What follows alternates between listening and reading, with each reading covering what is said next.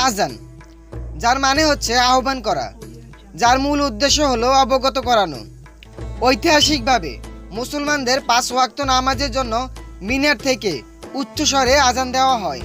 কিন্তু আপনি কি জানেন, আজানের ভেতর লুকিয়ে আছে অলৌকিক এক গণিতের খেলা, যা জানার পর আপনি হতবাক হয়ে যাবেন, বরং আল্লাহর উপর আপনার ঈমান আরও বেড়ে যাবে। আজানের প্রথম শব্দ হচ্ছে আল্লাহ, আর শেষ শব্দ হচ্ছে আল্লাহ, অর্থাৎ আল্লাহই শুরু, আল্লাহই শেষ। আজান শব্দটি পবিত্র কোরআনে রয়েছে সর্বমোট 5 বার। আমাদেরকেও দৈনিক 5 বার নামাজ আদায় করতে হয়। আজানের মধ্যে সর্বমোট শব্দ হলো 50টি। আর আল্লাহ তাআলা মিরাজের সময় রাসূল সাল্লাল্লাহু আলাইহি ওয়াসাল্লামকে সর্বপ্রথম 50 ওয়াক্ত নামাজের নির্দেশ দিয়েছিলেন, যদিও পরে তা কমিয়ে 5 ওয়াক্ত করে দেওয়া হয়েছিল।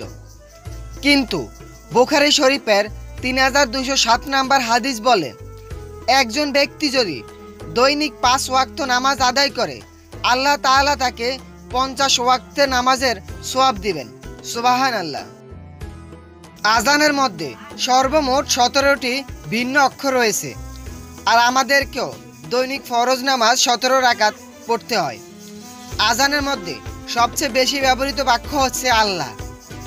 আল্লাহ শব্দের আলিফ অক্ষরটি সম্পূর্ণ আজানে রয়েছে 47 বার, লাম অক্ষরটি রয়েছে 45 বার এবং হা অক্ষরটি রয়েছে 20 বার। সব মিলিয়ে হচ্ছে 112। পবিত্র কোরআনের 112 নম্বর সূরা হচ্ছে সূরা আল ইখলাস, আর যে সূরায় আল্লাহ তাআলা তার নিজের পরিচয় দিয়েছেন।